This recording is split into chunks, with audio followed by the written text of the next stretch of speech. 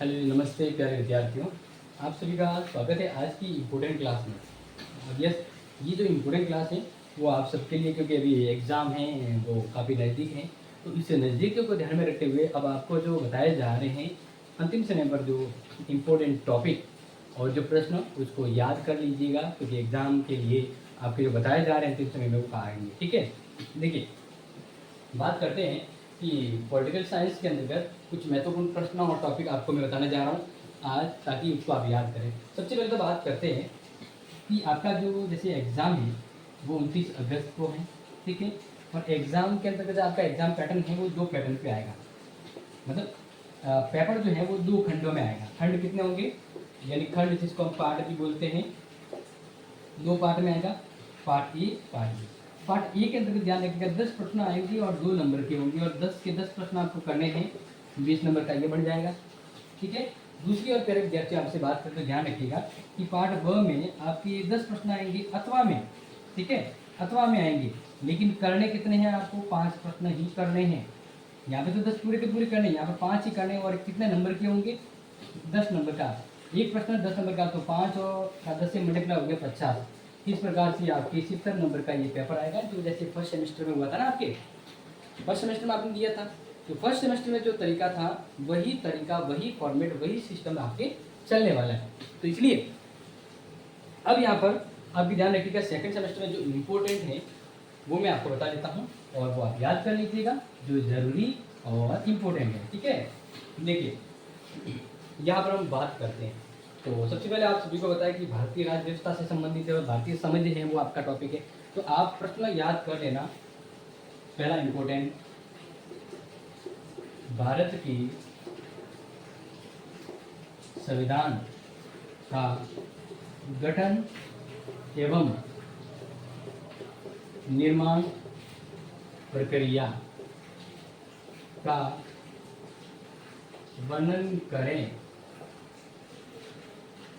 तथा तथा ध्यान रखना, तथा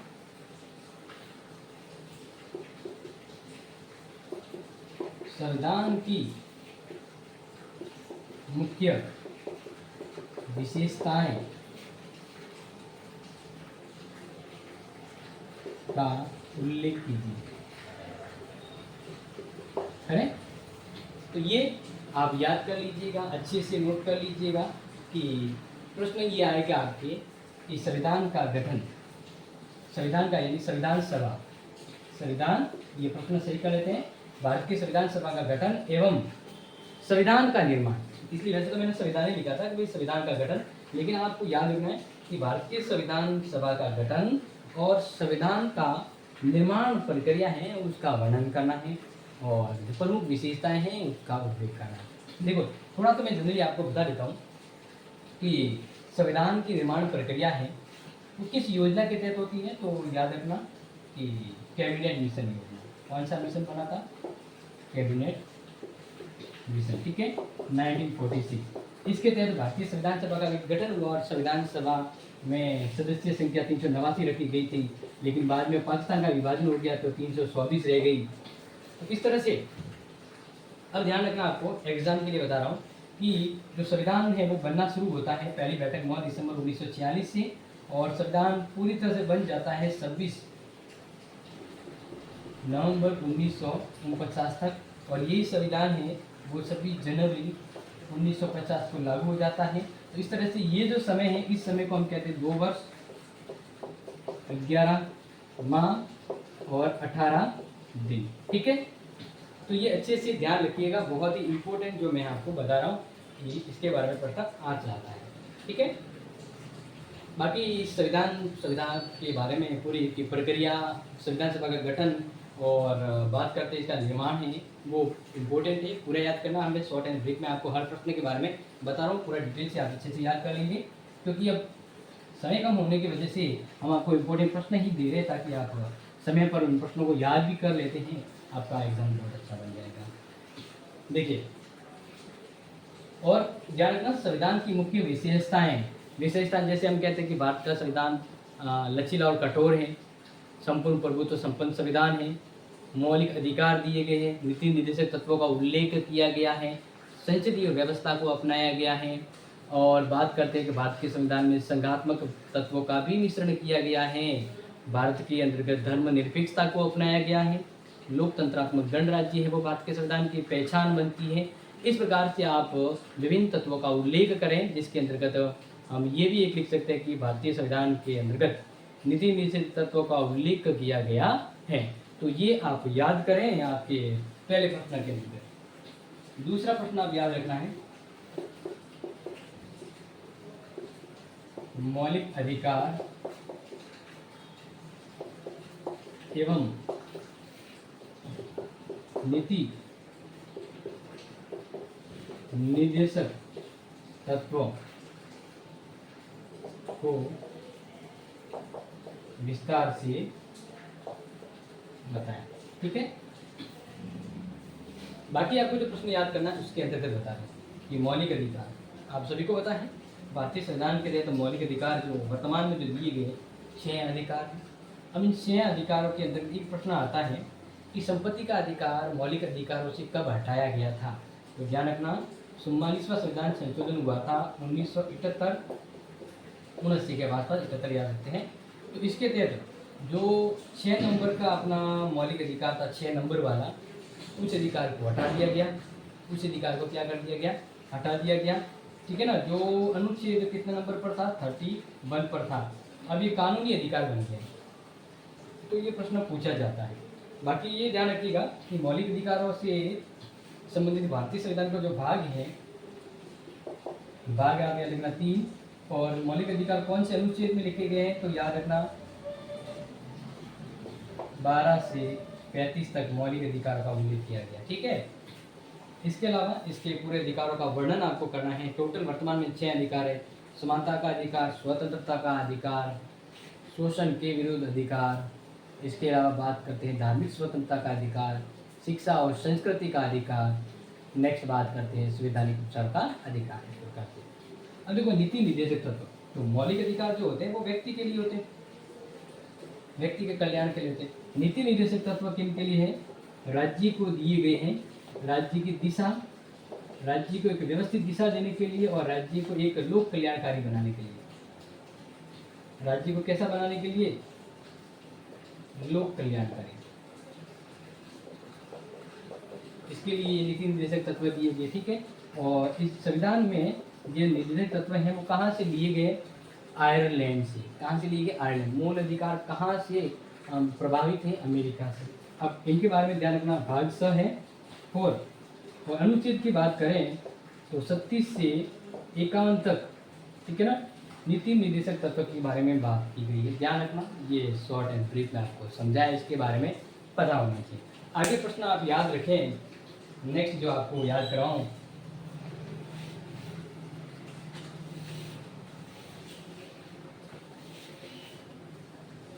दो प्रश्न आपने याद कर लिया, ठीक है। इसी तरह नेक्स्ट हम बात करते हैं प्रश्न 3 जो आपको याद रखना है, वो है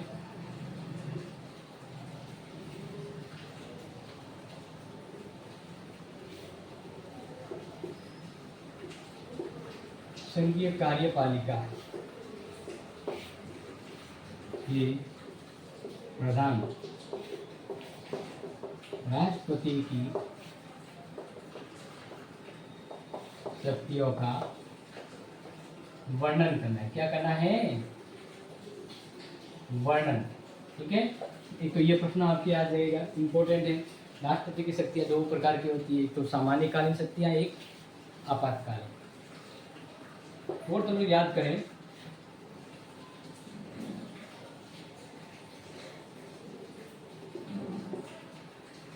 प्रधानमंत्री एवं मंत्रिपरिषद की शक्तियों एवं कार्यों का उल्लेख कीजिए। ठीक है, समझ में आ गया, ये इम्पोर्टेंट है। नेक्स्ट यहाँ पर आप क्वेश्चन नंबर 5 पर जाएं तो याद रखना, संसद के गठन एवं कार्य व शक्तियों का उल्लेख कीजिए।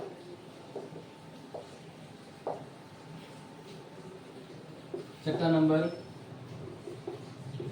लोकसभा एवं राज्यसभा की भूमिका का तुलनात्मक विवेचन करें। तुलनात्मक विवेचन, ठीक है। नेक्स्ट क्वेश्चन नंबर 7 आप याद रखेंगे, लोकसभा राज्यसभा इंपॉर्टेंट होती है। क्वेश्चन नंबर जो नेक्स्ट आप याद रखें वो है भारतीय निर्वाचन आयोग के गठन, कार्य एवं शक्तियों पर प्रकाश डालिए। इम्पोर्टेंट है, और इम्पोर्टेंट है इसलिए कह रहा हूँ, इसको अच्छे से याद कर लेना। बिना किसी प्रकार के डाउट के आपको इन प्रश्नों को याद करना है, क्योंकि ये प्रश्न आपके एग्जाम के लिए बहुत ही ज़्यादा इम्पोर्टेंट एंड मोस्ट हो जाते हैं, बहुत ही ज़्यादा इम्पोर्टेंट एंड मोस्ट हो जाते हैं, ठीक है। क्वेश्चन नंबर 8 याद रखें, जो आपको बता रहा हूँ, भारत की दलीय व्यवस्था पर लेख लिखिए। बिल्कुल, ये क्वेश्चन नंबर इंपॉर्टेंट है। ये जो क्वेश्चन नंबर आपको बता रहा हूँ, ये क्वेश्चन इंपॉर्टेंट है कि भारत की जो दलीय व्यवस्था है वो कैसी है। वैसे तो ध्यान रखें, भारत की जो दलीय व्यवस्था है बहुदलीय व्यवस्था है। कैसी है? बहुदलीय व्यवस्था, जिसके बारे में अब देखिए, इन प्रश्न और ये प्रश्न संभावित है, इंपॉर्टेंट आ सकता है, और जो जो प्रश्न आपको दे रहा है वो एग्जाम के पर्पज में। जैसे ये देखिए, संसद के गठन और कार्य शक्ति का उल्लेख कीजिए। संसद यानी लोकसभा राज्यसभा, इन दोनों के गठन के बारे में और शक्ति कार्यों के बारे में बताना है। और जो छठा नंबर है वो ये कह रहा है कि भाई लोकसभा और राज्यसभा दोनों के भूमिका को तुलनात्मक रूप में आपको समझाना है। नेक्स्ट क्वेश्चन नंबर जो 9 है, ये तो आपको पता है दलीय व्यवस्था, ठीक है। नेक्स्ट है गठबंधन सरकार का या फिर गठबंधन सरकार से आप क्या समझते हैं? गठबंधन सरकार से आप क्या समझते हैं? इसकी विशेषता एवं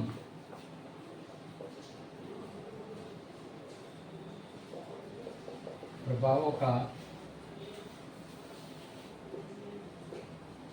उल्लेख करें।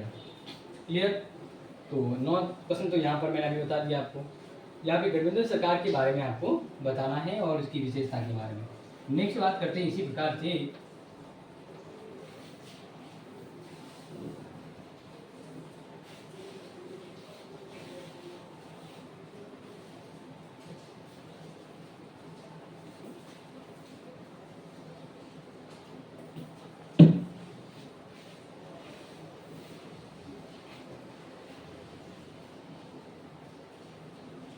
10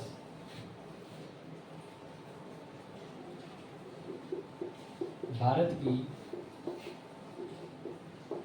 संघात्मक व्यवस्था, भारत की संघात्मक व्यवस्था के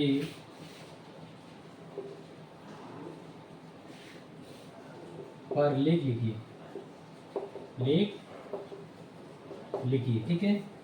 नेक्स्ट है 11 नंबर,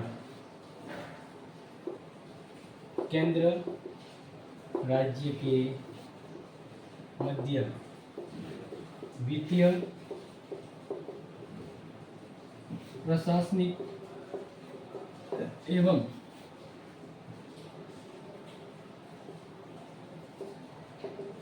विधायी संबंधों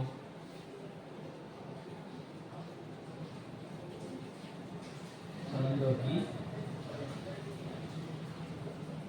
व्याख्या करें। ठीक है ना। केंद्र राज्यों के मध्य वित्तीय, प्रशासनिक और विधायी संबंधों के मध्य, यानी केंद्र और राज्य जो है ना, इन दोनों के बारे में बात करते हैं। तो वित्तीय संबंध, प्रशासनिक संबंध और विधायी संबंधों की व्याख्या करनी है। फिर क्वेश्चन नंबर 12 जो है, जो इम्पोर्टेंट और याद रखिएगा, एग्जाम के लिए बहुत जरूरी है। तो भारत के राष्ट्रीय एवं राज्य दलों की मान्यता एवं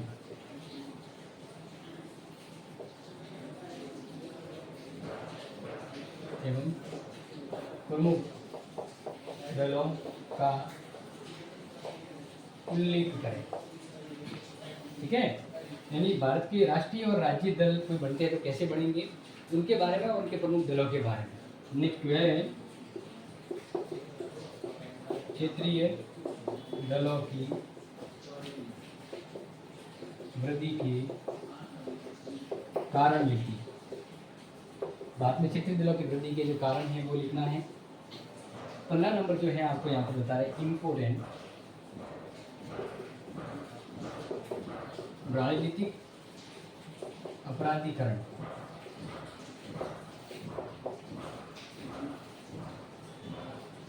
पर लेख लिखिए। राजनीतिक अपराधीकरण से आप क्या समझते हैं, राजनीतिक अपराधीकरण क्या होता है, इसके उदय के क्या कारण हैं और उसका उन्मूलन कैसे होता है, उसके ऊपर। ठीक है। क्वेश्चन नंबर जो 15 जो आपके लिए इम्पोर्टेंट है, गरीबी से आप क्या समझते हैं।